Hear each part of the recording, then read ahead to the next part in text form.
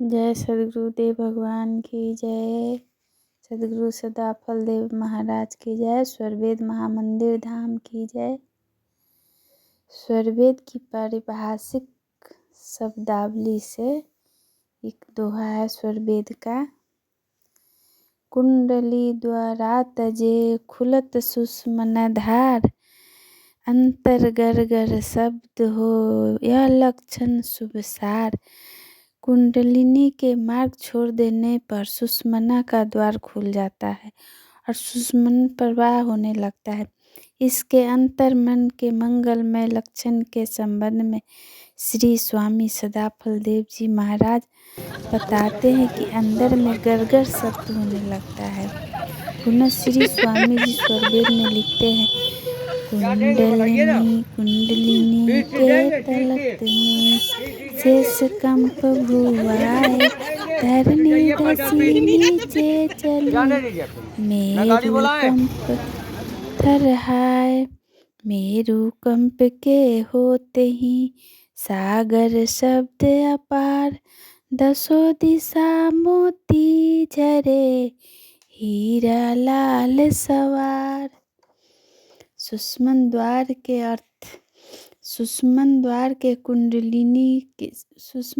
से कुंडलिनी के हट जाने पर शरीरा अंतर्गत पिंड और ब्रह्मांड में विशेष तीव्रता से कंप होने लगता है। इस प्रचंड कंप के होने से शरीर में थरथराहट से जो कंप होता है उससे शरीर नीचे की तरफ झुक जाता है। शरीर के अंदर के इस कंप को शेष कंप कहते हैं। मूलाधार चक्र से होते हुए सहस्रार चक्र तक कुंडलिनी सुषमना नाड़ी के आधार पर मेरुदंड से होते हुए गई है। अतः शरीरा अंतर्गत प्रचंड कंप से मेरुदंड में जो थरराहट होती है उसे मेरु कंप कहते हैं। शेष कंप और मेरु कंप दोनों कुंडलिनी के युग युक्ति से अपने फन को सुषमन द्वार से हट जाने के बाद की क्रिया है। इसके बाद सुषमन प्रवाह चालू हो जाता है। सुषमन प्रवाह होने पर अक्षर मंडल की ब्रह्मा प्रभा अंतर्घट को पूर्ण रूप से आलोकित कर देती है। अतः कुंडलिनी जागरण की प्रक्रिया में एक अपूर्व दिव्य ज्योति अंतर्घट में प्रवेश करती है, जिससे देह के आंतरिक रहस्यमय सूक्ष्म पदार्थ एवं ब्रह्मा स्थूल तथा सूक्ष्म जगत के पदार्थ का भी प्रत्यक्ष रूप से दर्शन होने लगता है। सुषमना शरीरस्थ 3 प्रधान नाड़ियों में एक सुषमना नाड़ी है जो इरा और पिंगला के बीच में स्थित है। सुषमन शब्द की निष्पत्ति सुषमन जो संतों के साहित्य में सुषमना सूर्य की मुख्य किरणों में से एक का नाम है। यही किरण शरीर के पृष्ठभाग के मध्य में सुषमना मेरुदंड के ही विकसित भीतर ही 3 नाड़ियों में से एक बन गया। इसमें प्रमुख नाड़ी का वाचक होकर के स्थान है। इस नाड़ी की बाईं ओर ईरा नाड़ी है और दाहिनी ओर पिंगला नाड़ी है। बाईं नाड़ी ईरा नाक के बाएं छिद्र से संबंध है और इसकी सहायता से श्वसन क्रिया करने पर शीतल श्वास भर जाती है। अतः इसे चंद्र नाड़ी भी कहते हैं। पिंगला नाड़ी के माध्यम से नाक के दाहिने छिद्र से श्वसन क्रिया करने पर उसमें वायु भीतर जाती है। अतः इसे सूर्य नाड़ी भी कहते हैं। सामान्य स्थिति में दोनों नाड़ियां ही श्वास को चालित करती है, परंतु सुषमना नाड़ी सुषुप्तावस्था में रहती है। संभवतः सुषुप्तावस्था में रहने के कारण इसे सुषमना कहा जाता है। सामान्यतः सभी मनुष्य की सुषमना सुप्तावस्था में ही रहती है और यौगिक साधना के योग युक्त से इसे जागृत किया जाता है, जिसे सुषमन प्रवाह कहते हैं।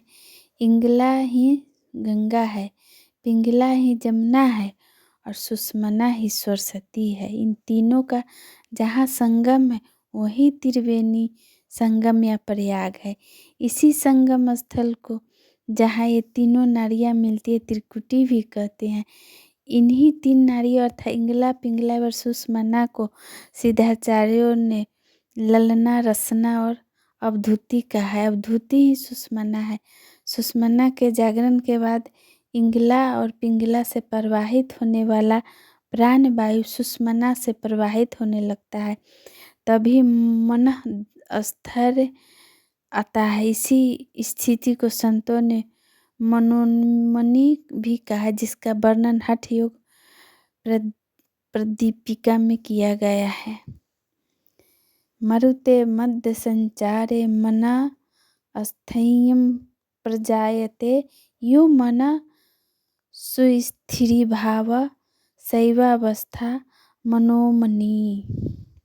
इंगला एवं पिंगला के मध्य स्थित सुषमना नाड़ी में प्राण वायु से के प्रवाहित होने पर मन स्थैर्य की स्थिति प्राप्त होती है। इस स्थिति को मनोमनी कहा गया है। संत दरिया साहेब अपनी वाणी में इंगला, पिंगला एवं सुषमना को त्रिकुटी पर मिलने की बात बताई है। इंगला, पिंगला, सुषमना त्रिकुटी संधि मंचार। इंगला, पिंगला ऊपर पहुंचकर सुषमना से किस प्रकार मिलती है, इसका वर्णन करते हुए सहजोबाई कहती है।